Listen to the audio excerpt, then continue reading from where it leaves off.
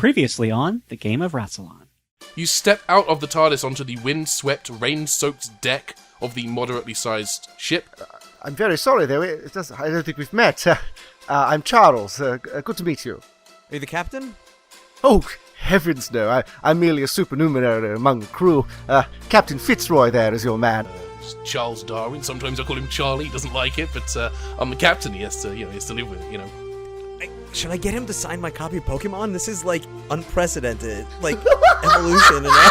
So you see this great crystalline shape.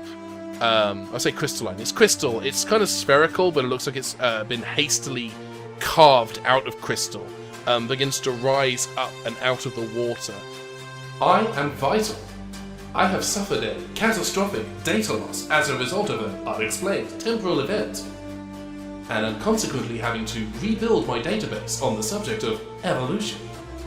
I can enact a hasty correction of evolution and monitor the process in a rapidly accelerated pace. And you see these great hulking shapes begin to climb over the top of the front of the ship. And as they come over the railing, you're aware that they're kind of moving along on these hulking suckers that are kind of moving them, kind of sticking them to the ship. Barnacles. I hate barnacles.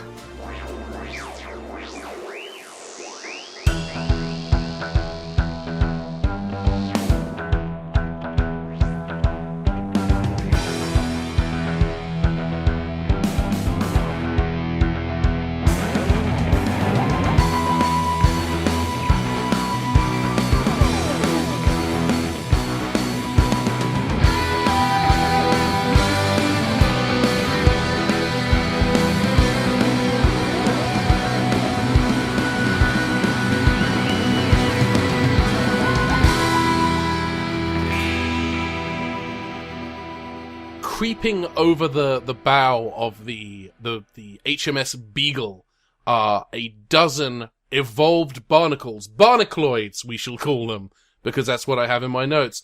Large barnacle-like creatures, shaped like humongous garlic cloves with chompy mouths on the top and suckers allowing them to slide forward, and three whipping tentacles whipping about, as they've crept over the top of the ship as they begin to move towards you.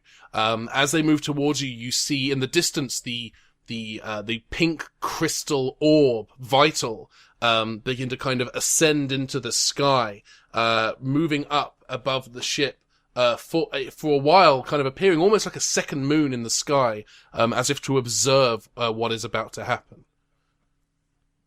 Just for sake of visual, what I'm imagining for these barnacles is that, not unlike the mummy creatures in the Pyramids of Mars, I'm imagining that the BBC repurposed old Zygon costumes and just painted them a different color so they look more like oceanic and green instead of being the pink that they used to have. That's good. I would say that and on top of that also is a giant garlic. Yeah. Yeah. Cool. Okay. And they are beginning to move towards you slowly, slightly clumsily, as if getting used to their new hyper-evolved forms, but they definitely seem to be moving towards you with intent and menace. What do you do? I am going to kind of grab Charles Darwin's coat and kind of pull him back with me away from him. Okay, I'm going to let that happen. So's Charles. I could stop you at it. I just want you to know I could stop you at any time, but I choose not to. Thank you. As you do that, Captain Fitzroy emerges from the captain's cabin, apparently having seen what is happening, and he walks forward with intent, his coat gently flowing in the breeze as he reaches forward with an oldie-timey pistol. And I go, put that away, that's not going to do anything. They're too big. I think what we're going to do, we're going to call this a scene. So I'm going to say Riley's going to be a talker. We know that Fitzroy is going to fire his pistol. I'm going to say Sims is a little kind of shocked by what is happening and probably is not going to do anything. Travis, what are you going to do? I don't quite know. I mean, maybe run? Maybe a runner? Do a run? Running's good. I don't know, just like away from the... Yeah. Maybe try to get below deck or something? I don't know. Okay. Yeah. Darwin. Charles Ulysses Darwin. That's not his actual middle name, but wouldn't it be cool if... I think I'm... What are you going to do? Yeah, I'm going to do a do. I'm going to do a do. Anyway, I'm going to try to pull Sims to like away as well and follow Travis below decks. Okay. I dig that. So top of the turn order then is the talkers, which is the Doctor. So I guess you're going to try and talk Fitzroy out of pew pew pew. Yeah. I did the gun motion. You don't know what's... Sorry. Yeah, I'm gonna go to him like don't, firing's not gonna stop them, and you're only gonna put your men in danger. All right, let's do a roll. I'm gonna have you do presence and convince, please. Okay. With my voice of authority added to that. Yeah, I'll give you voice of authority. It gives you I think +2. I think. Okay, I think that sounds right. Okay, that is a 17. 17's very good. Fitzroy is...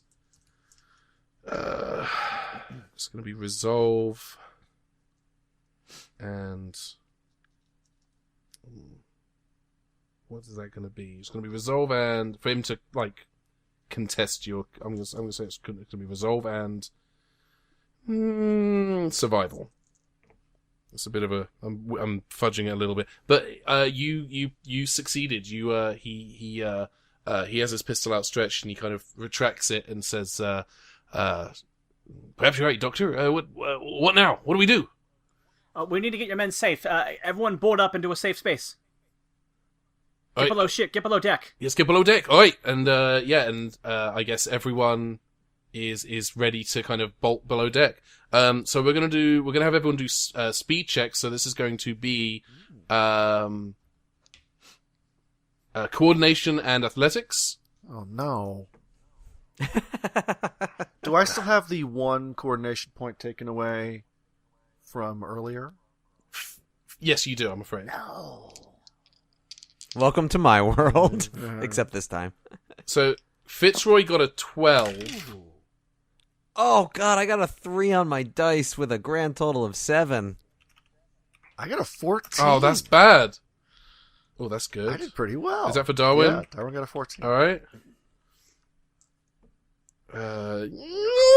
Sims got a not good. A 5, 6, 7, 8. Oh, the helpers. Oh boy. Travis, what did you get again? 7. 7. And Doctor? Oh, sorry, I didn't roll. I thought that my talking was my action for this round. So I thought those were the runners. Oh no, you're good. Everyone's running at this point, so you're good to run. Okay, cool. Okay, sorry, 1 second. That's going to be. Hang on, 1 dice is inside the thing, so that is a 17 for me. Oh, 17's very good. Now I have to roll for the Barnacloids. Actually, it might be a 19 if you add quick reflexes. Yeah, I'll give you quick reflexes. Okay, yeah, so 19. Ooh, jeez. That's bad. Bad for you. For the Barnacloids, it's great. Barnacloids are having a ball. So this is 4, 7, that's 13. So the Barnacloids got a 13. That means that they are gaining on Fitzroy, Sims, and Travis. I'm gonna be doctory, and I'm gonna try to kind of head them off at the pass. I'm not gonna run away while people are behind me. So I'm going to kind of slow down my run and try to get in between the Barnacloids and the people that they're chasing. Okay. What do you want to do when you're in that position? I think I'm more just kind of working almost as a human shield at this point. Okay. Or a Time Lord shield, I should say. And I'm just kind of trying to protect the people. I'm not really necessarily doing anything in particular. I'm just kind of making myself I'm like trying to distract the Barnacloids from chasing them and having them chase me instead. Okay. I like that. I'm not going to have you do any rolls for that, but the Barnacloids are going to attack. Okay. So I'm going to have them do a roll, and you can do a counter roll. They are going to do strength and fighting. And if you want to evade, or what do you want to do if you see their tentacles? Yeah, I think I'll try to evade rising. their attack. I'll try to evade their attack. Okay, so we'll call that coordination and athletics. Okay. Jesus. Can I add my reflexes to this again? Yeah, you can add quick reflexes to that. So it's coordination. Strength. 11. Oh, thank goodness. 17. Oh man. So the Barnacloids. How much? What's your magic number? 17. The Barnacloids scored a 20. Oh. So that puts you in no but territory. I will spend a story point to bump that up a little bit. Okay, so that takes you to yes but territory. Okay. You are able to evade their attack, but you slip on the wet deck and are now kind of prone on the ground. You were able to kind of the duck and weave maneuver that you're doing kind of backfired a little bit, and you lost your footing on the wet deck. Okay. The good news is you bought time for everyone else to get away as they head to. Let me look at the map of the ship quickly. Well, once I see the Doctor fall, I'm going to do something. Okay. I'm going to say everyone else, unless Darwin, Sims and Fitzroy they get their priorities getting the crew into the lower deck, so they're heading into the ladder towards down to the gun room. Darwin, what are you doing? I think Darwin is sort of at the top of the hatchway down, but Darwin has insatiable curiosity. It's one of the only 2 traits on the sheet. So there's something about these Barnacloids that I think is fascinating to him, and he wants to observe them. So okay. But once I see the Doctor's in trouble, I guess Travis, you're probably going to assist the Lady Doctor. I would imagine. So once Sims and Fitzroy are safely downstairs, yeah, I think Darwin has that moment of turning around and like being fascinated. I dig it. I'm going to give you a story point for acting on that insatiable curiosity. Travis, what are you doing to help the Doctor? Okay, as soon as I see her fall, I look to find a net, which would very much be on the deck of a ship. And I'm going... yeah, I'll give you that. I'm going to throw the netting basically towards the barnacles that would then attempt to crash down on the Doctor, giving her time to right herself and get away. I don't think I'm going to capture it. I'm basically just trying to entangle it or like weigh it down or anything like that. All right, I dig it. I'm not gonna have you spend any story points to have a net because it absolutely makes sense that there'd be a net somewhere on deck. And I'm gonna need to save those for the throw. Yeah. So we're gonna say that this is a new round of a scene. So we're gonna call that a doing action. So we're gonna from the top. We have talkers, runners, doers, fighters. The Barnacloids are definitely gonna move in to attack the Doctor. Doctor and Darwin, what would you like to do? I think I'll be a runner this round. I think now that I've had the chance to get to my feet because of Travis's net, I'm going to try to run away a little bit. I'm not going to abandon anybody, but I'm trying to run with the group. Okay. Do you want to... It sounds like, and I don't want to steer you in any particular direction, but it sounds like you're going to wait for Travis to throw his net before you run. So did you want to... Yeah. Okay, I'm good with that. Darwin, what are you doing? I don't want to do your job for you in terms of roles, but I'd love to do like an awareness plus science roll to do like a perception check on the Barnacloid. I'm good for that. Like that's good. If there's anything about its biology, basically like this is a check for weaknesses in the parlance of, I don't know, this sort of thing. No, that's good. No, I dig it. You can do that. We'll resolve Travis and the Doctor first, and then we'll let Darwin do some science at the Barnacloids. So let's start with Travis. We're going to have you do the do first before the Doctor runs. So go ahead and give me coordination and marksman to throw that net. Okay, I am also going to use my devotion on this, my once per adventure. Mhm. I gain a story point when protecting the object of my devotion, who is the doctor. I dig it. So that will bump you up 1 success rating regardless of roll. Which is good, because my marksman is 0. So this will be fun. Okay. I'm going to add a +2 for... Go ahead. I'm going to let you add a +2 for Brave as well. Sorry, I didn't mean to step on your spectacular roll. I got a 10 on the dice, so 15 before that story point. 15. Okay. Well, they rolled a 14, so that would take you up to a yes, but with that story point, that takes you up to a straight yes. I'm going to make it a yes, then. You successfully catch entangle the Barnacloids in the net. They are kind of stopped in their tracks. They're kind of writhing, trying to get through the net, giving you, the Doctor, and Darwin a clear way to escape. But before we do that, Darwin, could you please give me a roll for ingenuity and science? Ooh. I just rolled a 12. Ooh. I got a 21.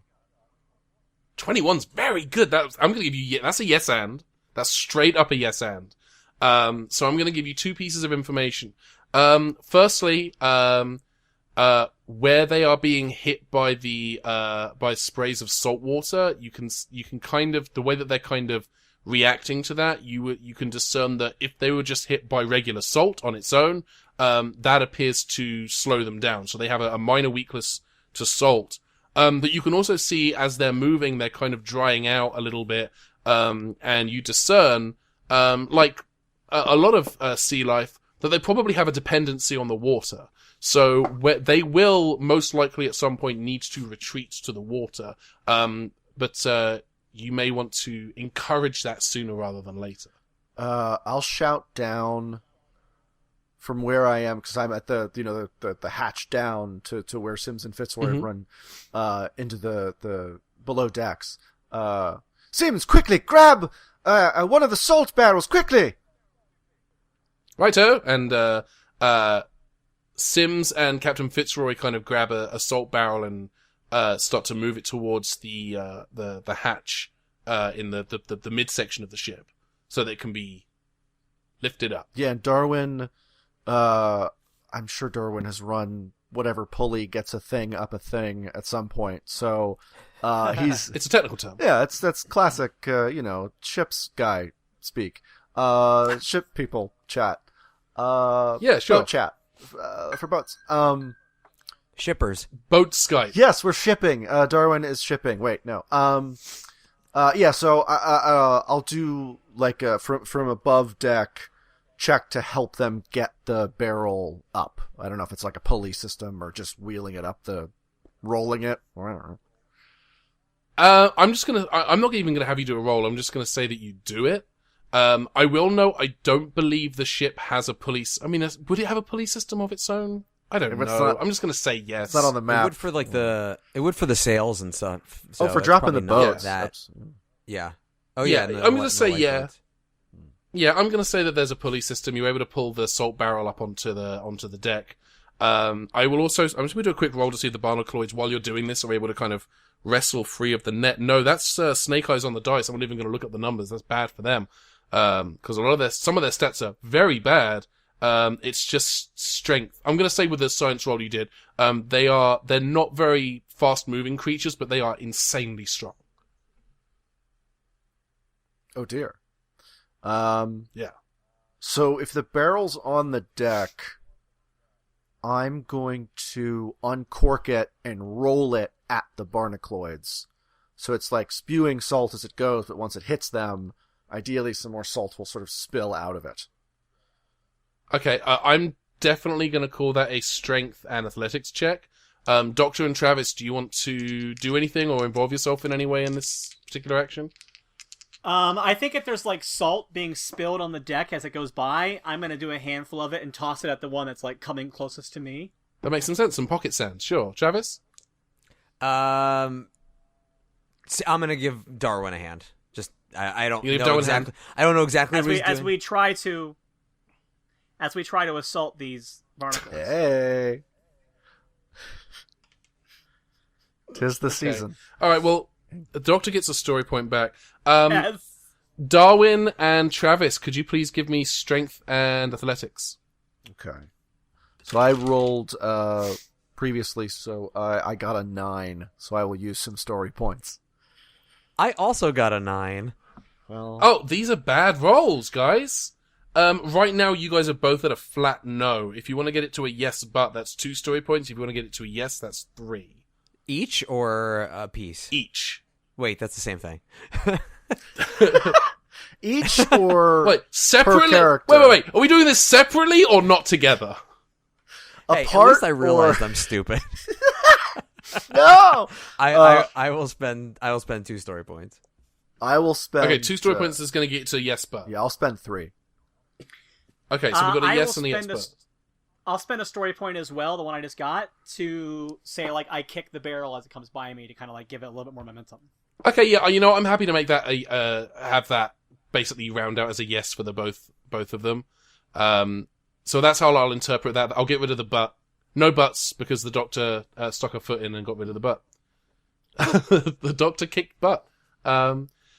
So the barrel now rolls down towards where the Barnacloids are starting to wrestle free of their the netting, the rope net, as the barrel of salt begins kind of rolling towards them, seeping salt which is being blown by the sea air into them. You can see them kind of like flinching and recoiling as they are hit by the salt. And then this is when you, Doctor, are you still going to pocket sand them with the pocket salt? I think that maybe the kick in the barrel kind of took care of, like, kind of did that task for me. Okay, I'm good with that. And they start to, as they finally wrestle themselves free of this net, this barrel of salt just kind of bashes into them, spraying salt up at them, and they start to retreat, pulling back down to the other side of the ship, and kind of out of sight of you, but above table, they are kind of crawling down the front of the side of the ship back under the water. And they are gone for now. Okay, I look up at the moon thing in the sky, and I'm just like, Oi! Oi, it's Vital. I don't understand how setting up some sort of weird pirate Thunderdome is going to solve any sort of scientific study. Vital says, communicating with you at this point would interfere with the integrity of the experiment. I shall remain quiet and observe the events. Excuse me, Mr. Sphere. Would you mind terribly if I interjected here? Not a mister, but continue. Oh, I apologize. Dreadfully sorry. I don't know if you've entirely grasped the simplicity of the scientific method. I would say, my boy, but no, my Sphere. I don't mean to be rude, your gentle sphere-ness, but I do so wonder if I could educate you on the processes of the scientific method, just a bit. If Vital is passing what you are saying, they are not responding. What happens instead is there is kind of you're about to do something. I'm going to let you put your hand up. I'm going to let you have your moment. I was just going to ask if I could use Darwin's other trait, which is well-mannered, which means I get a plus when I'm trying to use my charm to sort of chill out a society issue. I don't know if this is particularly societal, but I mean, it is observing a society, and we live in a society, as they say. We live in a society, so as George Costanza once famously said. So I've heard. So what? We are residents within a society. No. So what are you attempting to accomplish, and how do you want to phrase that with your mouth? Well, I feel like I've stated my argument, which is that I think Vital has a minor misunderstanding of the scientific method that is leading to a innately inaccurate experiment. Interesting. All right. Give me presence and convince. Yes. With your, I'll give you the bonus for well-mannered. What is the bonus for that? Is it +1, +2? It's a +2. +2, okay. Oh boy. Sorry, your face said it all. You pulled at the collar, your collar of your shirt, and ooh, like it was all very. It's like a 14. It's not excellent, 14. but it's not very good. It's not great or bad. Vital. With the roll I've done, I'm going to say Vital's sticking to its principles at the moment. It's already said it's not going to communicate, so it says nothing. But at that moment, you start to feel the ship kind of very slowly start to tilt forwards, as if a weight is pulling at the front of the ship. Okay, I turn to look at that. There's nothing visible, but let's actually have give me ingenuity and science. Oh, that is a 21. That's a very good roll. All right, That's with no modifiers. Perfect. All right, so as the ship is it's not a fast tilt. It's a very gentle. It's almost imperceptible, but you're definitely able to feel it. I'd say Travis is able to feel it. Darwin has lived on this ship for 5 years and is probably able to feel it as well. The reason the ship is starting to tip forward is you are able to deduce there's a weight at the front of the ship, and the weight is the Barnacloids. There are more than a dozen of them. There are barnacles stuck all across the front of this ship, and they are all of them being hyper-evolved at different speeds and rates. And as they're getting bigger, they are gaining more mass, and as they are gaining more mass, they're getting heavier. And eventually, the accumulated weight of these Barnacloids is going to tip the ship in such a way that it's going to get pulled under and sink. You have a ticking clock at this point. Okay. You're saying that we are now in what's called a base under seas situation. I would call it a base under Seagull. I would call it a beag under siege. And this is why we've had an ongoing dispute as to what we're calling this particular adventure. Okay. I am going to take... I'm going to scoop up as much of that salt as I can, and I'm going to run to the front of the boat and try to, throw some of that salt around, where those Barnacloids are, just try to slow down their process. Okay. Are you just kind of picking up handfuls of it? Are you grabbing the barrel? How is that? Okay. Yeah, I'll roll whatever's left in the barrel. I'll grab the barrel itself and carry it up, because it's probably a little bit lighter now, so I'm going to roll that up there and try to do that. Yeah, I'm gonna have you do strength and athletics, but I'm gonna the difficulty rating for this is gonna be lower because it's not as heavy a barrel. Okay. Hang on, one didn't go through. Okay, so that is an 8 plus 6. So that's gonna be a 14. 14. Yeah, I'm gonna say 14 will do it. You're able to lift up the barrel. So describe to me what you're now doing with this salty barrel. I'm basically making it into a big salt shaker, and I'm kind of going up and doing a little tip around the front of the boat and trying to pour it down on the Barnacloids that are there in the hopes that they maybe will let go. Yeah, you can see the ones that are kind of visible above the water kind of start to detach and kind of fall off into the water.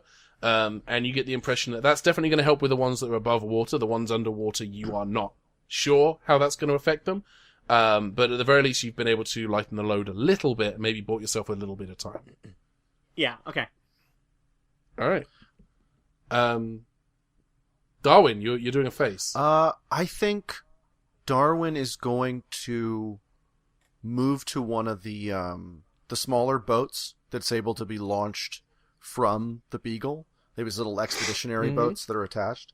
And I'm going to turn to Travis and be like, come here, if we can get closer to these wretched barnacles at sea level, perhaps we can knock them away from the boat further. Good idea, sure. bad idea? Bad idea? I don't know. No, I don't quite understand what Vital's goal is right now, to be perfectly honest.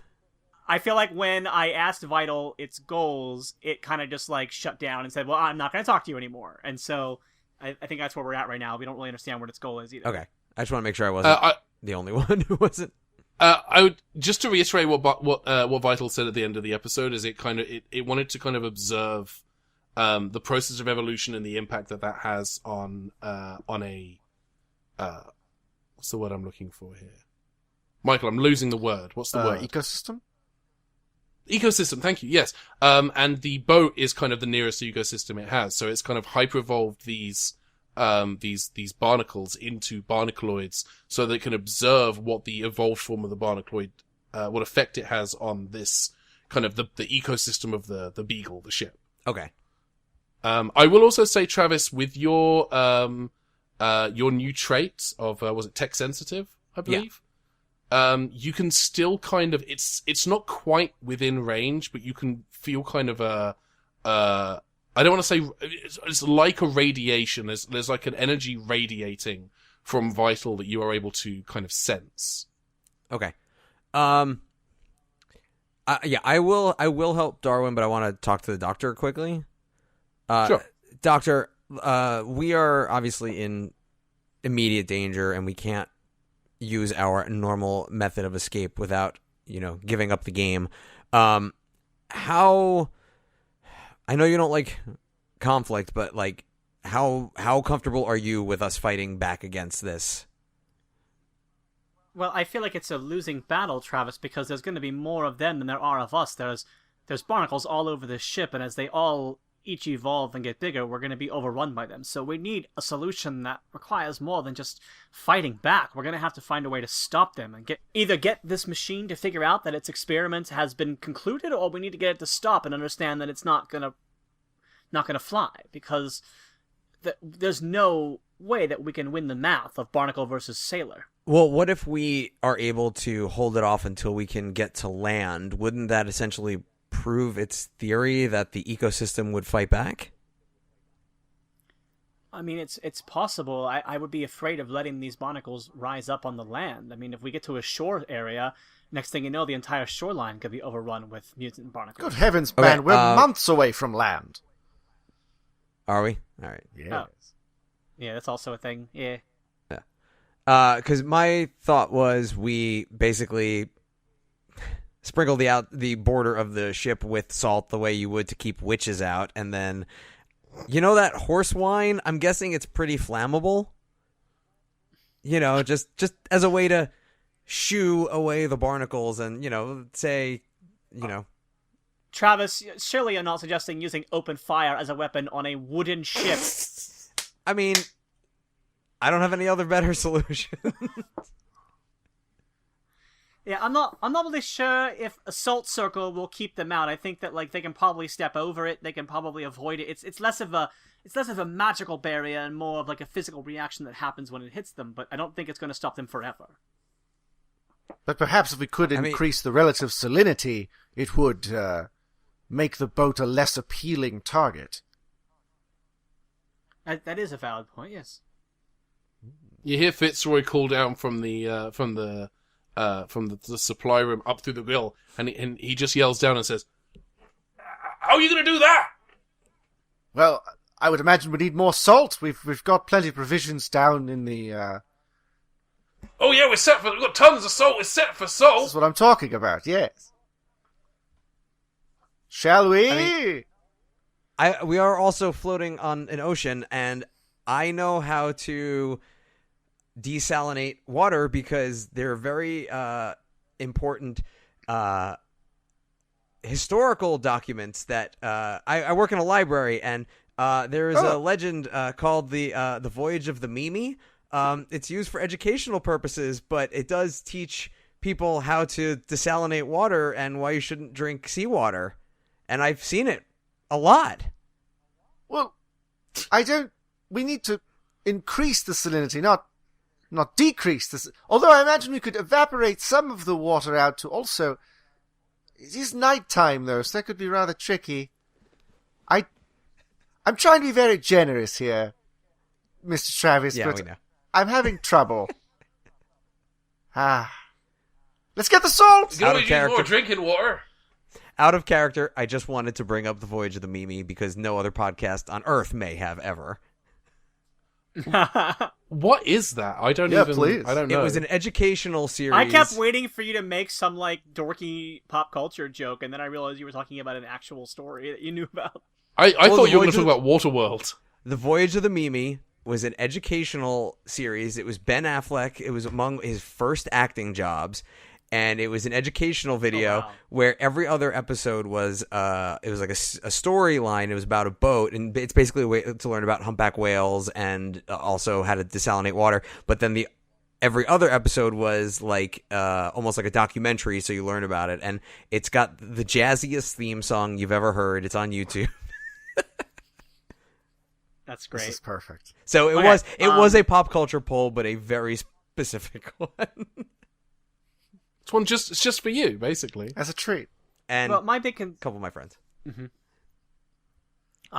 So I think that's a good plan to start with. I think that like using some of the salt to line the boat to keep them from wanting to come up it, that sounds like a great way to go. But we need to figure out how to stop them from wanting to come at all, and I think that's going to have to mean something with our friend up there. Yes. What is that thing? What is that? It's like another moon in the sky. What is that? The best I can say is it's a science vessel. That phantasm is some form of vessel? Yeah, what? What are you going on about? Do you want to split hairs over what the machine in the sky is, or do you want to stop the monsters from attacking your boat? I mean, we could stay here all day and do this, but I think like we'll solve some problems. Fair point. Sorry to be argumentative. I'm just gently baffled right now. No, it's very fair. I understand. I'm just saying, bigger fish to fry right now.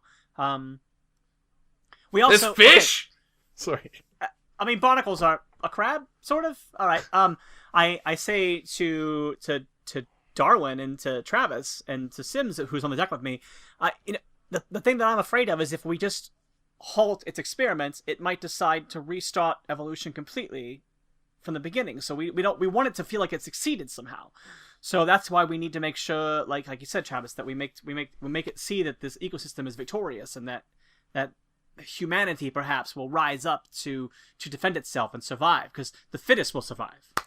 Wait, did it say that it had lost all of its research about evolution? Yes, I believe so. Charles, Sims, I need all of your notebooks. All of them. From the past 5 years. Of course. Sims, quickly, let's get to my cabin. And I'm going to go Let's with them. do that. And Clump, basically, clump. Travis wouldn't know the term, but Travis is Okay, setting while off you're doing what you're doing, hang on 1 second. I love what you're doing. While you're doing that, I am going to get to work salting. I'll get Fitzroy and I will get to work putting the salt around the boat like you were talking about. So that can be what we're doing while you're doing your thing. And that way I can kind of step out of the narrative for a moment and let you have the floor. Sure. Yeah, I would say Fitzroy's now up on deck with you working on making salt more salty. So what Travis wouldn't know this term, but Dan does. But we are basically setting off to make a TED Talk. And we are going to basically teach Vital about evolution based on the works that they currently have. All right, I like that very much. So yeah, you've gone to Darwin's cabin. You, Darwin, and Sims are collecting all of Sims and Darwin's notes and notebooks. And how do you want to do this? Are you like collating into like a specific, like a 1 hour like PowerPoint presentation? How are you doing this? Since I know that ultimately this is going to lead to the origin of the species and it hasn't been written yet, I basically am going to, as a thumbing through the notes, kind of look for anything that's evolution related and like basically pointing out key phrases so that Darwin himself makes the connections without Travis giving away anything that he shouldn't. Okay. So for example, like if there's a thing about like, migration patterns or something like that shows to how they understood how animals move during different times of the year. But like, this is interesting. And just sort of like, because look, Dan speaking here, I've never read Origin of the Species. I only know, the broadest of broad strokes. Travis, there's a better chance he would have read it, haven't worked in the library, so I'm not going to pretend like I can quote chapter and verse what we need to point out, but I think Travis, being a librarian, is going to sort of be like, this is something that's important, and presenting these puzzle pieces so that Darwin can figure out what this is a picture of. I like it. And this is all his research. Like, this is all of Travis's researching abilities being put to use rather than like actual knowledge. Love it. Dissertation powers. I love it. Yeah, I'm going to have Travis, I'm going to have you roll ingenuity and I guess this would be knowledge. Yes, best rolls. And I'm going to give you a +2 for I rolled that. poorly. You have that bonus where if you're left to your own devices, you get a buff. I forget what it's called. Reliable. It's +2, isn't it? Yeah. Reliable, yeah. So you get a +2 for reliable. So I only got a 5 on the dice. So with that, we'll bump it up to 7. So it's going to be a 15 in total. 15. 15's good. I'm going to have Darwin. I'm going to have you roll ingenuity and science to see if you're able to pick up what Travis is putting down. Nice. So I start with a 10 there, but the roll was a 7, so 17. Nice. Okay, yeah, so as Travis is kind of just trying to nudge Darwin towards the pertinent facts, Darwin, you are making connections that, as all of your notes are kind of laid out in front of you, maybe you hadn't been able to make before. And this is the kind of thing where if the TV show did this, I would be like, oh, come on, you're not seriously saying that the Doctor's companion taught Darwin how evolution works. I know, but in terms feel of a little gameplay dirty mechanic, about this. yeah. I have the perfect, like, if it was the show, they would have this moment where Darwin has this sketch of these 4 different bird beaks, and it's like the different sort of how these different beaks have evolved for different needs, and this sketch would be pulled out, and Darwin would go, "Of course, the different adaptations of genius over time. My goodness, my boy, you're onto something here. Sims, carefully, we have to recollate all of this. Yes. Oh, it's brilliant!"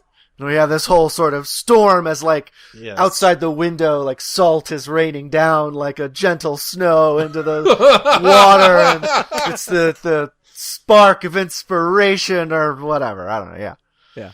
I will say, right. I do prefer this trope over the, wait a minute, what did you just say? Trope any day of the week. Yeah. Evolve, you say? He's on to something. Evolve. Yes. Pokey so Man. Sorry. So over a period of however many minutes, maybe an hour, however long you think that is, you've collated the information and you're ready with your proto TED talk on the theory of evolution. And I guess the question is, who's giving this talk? I would imagine me? Question mark? So yeah, I just imagine, like, the 4 of us, like the Dr. Darwin, Travis, and Sims, like, standing in, like, a very cool kind of stance formation that in any other context would make... Well, Doctor's not there. Yeah, well, I mean, I'm thinking, like, moments later, Once time. Everyone's Yeah. assembled On the deck of the presentation ship, time. Yeah, the moonlight creating a natural spotlight over the 4 of us. Yeah, somehow they found a podium on board the ship, and we've brought it above decks. It's the empty salt barrel. Oh, perfect! Yes. Actually, can I make a pitch? Please. Crow's Nest. Yes, It's we're in what? the crow's nest. Oh, I yeah. love it. Oh yeah, I love it. Perfect. We climb up the various, I don't know, cut to us in the crow's nest, and I'll... Before you ascend there, the Doctor has, been spreading salt and making preparations, and I kind of, like, slip her a copy of, like, what the speech is. I said, did he miss anything? You can secretly edit in right now.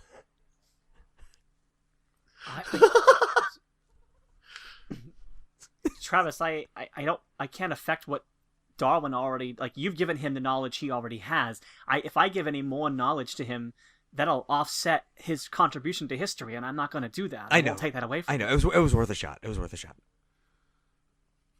I'm gonna say at this point, the salt is definitely working. You can kind of see barnacles as you're in the crow's nest now. You can kind of see barnacles trying to scale the exterior of the ship, and then losing their grip because of the salt, and then going back down into the water. But it's very clear, like the ship is definitely, and you're more aware of it now because time has passed. The ship is definitely leaning forwards and to the side, and you can kind of see as you're in the crow's nest looking down, this kind of mass of barnacloids at the front of the ship, and it's kind of under the surface of the water, and you would imagine there's not much time left before the whole ship is just going to capsize and tip over. And then Okay, so yeah, okay. almost as if preparing for this moment, the moonlight shines perfectly upon the crow's nest, illuminating the four figures as they prepare to give their TED talk on the theory of evolution. How do we do this? I think that like we can present it more cinematically. Where like I think that maybe like if it was edited for TV, we would see like Darwin beginning, and he'd like start reading like a line from his paper that's like a primitive version of what would famously become a line in the actual book. Yes. And then like music would start up, and we'd cut, and we'd have like different angles of him talking for a while, and the Doctor beaming with pride at this scientific moment that's happening, and like looking at Travis with respect because she knows that he's one to put it together. And then it looks like, Michael, you have something you want to add to this. Yeah, I was thinking I very much on the lines of that. I'm picturing like a montage of various animal species and the visuals and things that Darwin is evoking across the world, and like this beautiful so yeah, I'll just throw some Darwin out there, I guess. So you see, your gentle sphere, this world has a delicate and a balanced ecosystem, and throwing it off in the way that you're doing is actually detrimental to the very experiment you're trying to set up. What I have been trying to explain to you this whole time is what you're trying to observe here, this process of evolution. It can't be hyper-evolved or done in a moment, in an instant. It must take time. It must take the delicate process of time is what is key, and I think you've lost your sense of that, if I may. I would like Darwin, Travis, and the Doctor, I would like you all to roll presence and science. Can I use well-mannered? You can absolutely use well-mannered.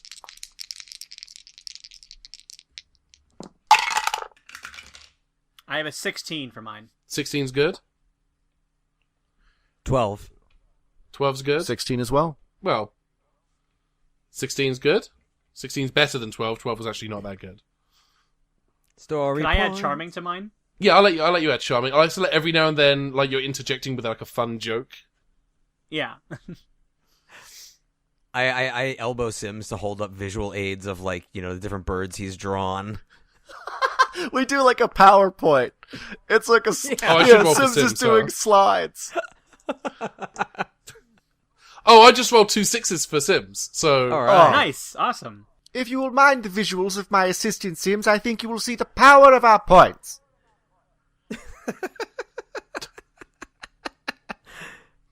I'm going to give you one of my story points. I'm giving you a story point for that. I just pulled my glasses off of my face and threw them away, and now I don't know where they've landed. You're giving this presentation, and as you're doing it, just to create a moment of tension, the Barnacloids start to creep up the side now of the ship, as the ship is kind of being simultaneously pulled under, and as the Barnacloids are kind of, maybe the salt hasn't worked, or maybe they've developed a resistance because of the hyper-evolution, but they're starting to creep over the top and onto the bow of the ship, onto the deck. And so you're giving this performance, and it feels like a race against time as all of these Barnacloids are starting to mass. There's more of them now, 12, 2 dozen, all kind of creeping up onto the ship, making their way towards the pointy bit where the sail is, Mast. the mast, thank you. That's such a simple word. How do I forget it? The mast, as they know what they want to feed upon. and it is the human-shaped things in the crow's nest. And as you give this impassioned speech about not just evolution, but about the nature of the experiment and how evolution works based on your notes, based on the dots you've connected. And it's not complete, it's not perfect, it's the beginnings of an idea, but it is enough. I was going to interrupt your beautiful speaking by making a really bad joke, so I'm going to make it now so where I don't interrupt it. But this is the origin of species. Oh, I'm glad we were recording that. Mm-hmm. And there was a moment of silence. And then the surface of Vital begins to shimmer and ripple with kind of a white light, almost like it's catching the moonlight, almost as if the moon is moving to shine a light upon Vital. And then you hear a noise from beneath you, like someone tap dancing on an empty packet of potato chips, as all of the Barnacloids begin to shrink. Suddenly, so sudden that it's almost like it's in midair as they fall and then clatter to the deck. The ones in the ocean just kind of fall off into the sea. The ones on the deck just kind of land like mollusks. You just hear this clackety clack of all these teeny tiny shells just landing all at once on the deck. And then time seems to stop for you, Travis, as Vital reaches out to you specifically. You are not like the others. You are different. How so? You were able to receive my signal. You came when I called. What did your signal say? I was calling for assistance from one of my peers, and yet instead of reaching out to another sphere, to another Vital, I reached out to you and pulled you to this point in space and time. So us coming here was not a temporal disturbance that caused you to lose your information. There has been a cataclysmic temporal disruption that has affected the nature of time. That is what has allowed me to pull you and to send a signal to you, as well as causing the catastrophic data loss. Do you know the origin of this temporal disturbance? Yes. Is it Gallifrey? Yes. That's what I was afraid of. Have we... You are not like the others. In any other ways that you haven't already said?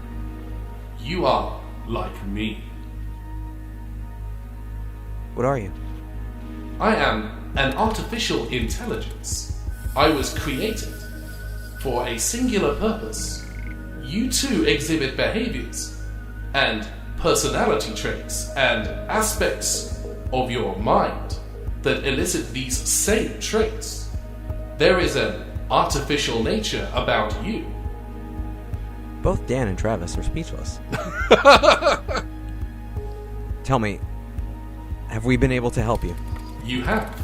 I have reversed the hyperevolution and returned the creatures to their standard state as they were before. I apologize for any inconvenience my actions may have caused. Thank you for your patience during this data collecting exercise. Yeah, I mean, there's nothing for me to add currently, right now. It's a lot of information to take in. Is time still standing still? I'm going to say yes. I'm going to say that Vital is kind of... You get the impression, because you can kind of sense this technology and what it's doing, you get the impression that Vital is kind of assessing you now. It is analyzing you in the moment, and it says, "You seem troubled. May I assist you?" How? That is not for me to decide. How may I help you? Travis is going to take out his Game Boy. Okay. And he's going to say, "Can you transfer all you know into this? About me, not about everything." You would like a breakdown of your vital statistics? If you'll excuse the pun?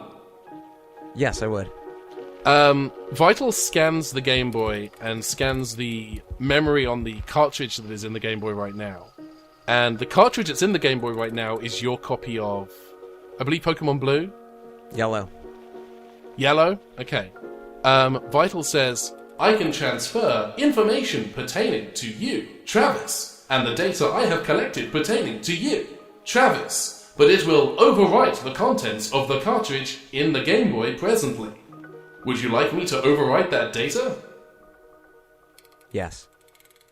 And a beam of magenta light emanates down from Vital's location down into the Game Boy as you stretch your arm out into the infrared port on the front of the Game Boy Color, on the top of the Game Boy Color, as the contents of your Pokemon Yellow cartridge are erased and replaced instead with Vital's findings of you. And in that moment, as the beam terminates, as the last remnants of that pink light shine into the Game Boy, Vital, in as far as you're able to read its kind of imperfect crystal sphere surface, seems to smile and says, "Thank you for your assistance today, Travis. It has been invaluable." Thank you, Vital. And Vital blips away and time resumes again as Darwin, Sims, and the Doctor watch Vital blip away in kind of this little blip of white light. Like Q disappearing in Star Trek. Oh, that's dreadfully rude. It didn't even say... All right. Fine.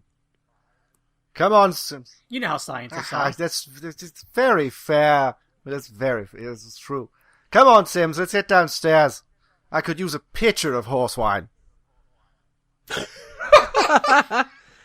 Let's time jump just a few minutes to... We're in the captain's cabin and he's pouring everyone mugs of horse wine. Yes, very much like the one that Riley is drinking now. As you recount the adventure that you have all just had. And actually, real quickly, my glass is actually the bottom of a Jameson bottle. Perfect. That's cool. Yeah. Nice. So yeah, Sims is saying, well, there's a lot of information that we've I guess we already had, but we've made connections today that I don't know that would ever have occurred to us, but also... Oh, it would have. Everything came from you. It all would have occurred to you. It's going to take more time to go through it all. What do you think, Charles? Well, luckily, Sims, we have some time on the month's back of the voyage back to jolly old England, as it were, and perhaps we can compile the notes into something presentable by then. Something about this origin of something. Yes, I'm sure that the collected information that we have right now will the notes will grow and evolve as we work on them together. But I tell you what, darned rotten luck with those barnacles, eh? Oh, we found this actual quote of Charles Darwin's that medium inspired this whole adventure. So I want to there's this moment where Darwin turns to Sims and the lighting changes, so there's just a sliver of light across his eyes, the shadow style. Darwin just says, "I hate a barnacle as no man ever did. Not even a sailor on a slow-sailing ship." Real Darwin quote. And Sims says, "Yeah." Sims just looks at you and goes, "Yeah, the real rubbish." Which is the bit history will forget. Because he didn't write that down because he'd said it. He wrote down what Charles said, but he didn't write it down. And Fitzroy says, "Well, it's been quite a night. I don't know about you, but I'm actually going to turn in. We'll be in England in a few months, so I guess I'll see you all in the morning for breakfast." Definitely. And then he leaves to go to sleep. Yeah. Well, I guess we'll retire to private quarters and probably not emerge for the rest of the voyage. So, wonderful. Might I see you to your cabin, Dr. Travis? Sure. It's this blue one over here. Oh, this strange... I hadn't noticed that. So some sort of I effect on my perception. sure. Strange. I hadn't noticed this particular cabin. Was this cabin been here the whole time? Yep, and it will be forever. Question. I would recommend that if you're planning on publishing any of your findings, that you may want to leave the concept of vital and the giant barnacles and the second moon out of it. I don't think people would believe it. I think it would sound like something out of a science fiction. Oh, yes, silly tales of the ocean and all that. The Kraken. No one would ever believe me. But thank you. Sadly. Perhaps Darwin's second career as Jules Verne can start. No, wait, the timing is just not. Anyway. Yeah, I was going to make a Jules Verne, and then I was like, I think I'm several decades away from Jules Verne, so. Sim says, well, here's your cabin. I guess we'll see you in the morning for a hearty breakfast of pomegranates. And, it's never too early to drink horse wine. Sure. All right. Doctor and Travis, what do you do? I think that we say our goodbyes to Darwin. I think that, we head into the TARDIS. All right. I mean, I don't want to speak for Travis. Whatever Travis does is what Travis does. Yeah, Travis, what do you want to do? I think he is gonna dilly-dally just for a sec and kind of like stand at the front of the ship for a moment and kind of collect himself, and then when he sees no one else is around the TARDIS, he'll go inside. And then once he does, I'm assuming the Doctor is, running around the console and, flipping switches and turning dials and stuff. And, in the time it took you to come back into the ship, I've changed back into my Romana coat. Yeah. And, he comes in kind of slowly and, kind of deliberately closes the door and stands sort of in the entryway and, Doctor? Yes, Travis? I think we have a problem. And I take out the Game Boy. And I pop out the cartridge and I say, I think that I might not be who I think I am, and Vital gave me this, I don't know what to call it, information about me, but I need help, Doctor.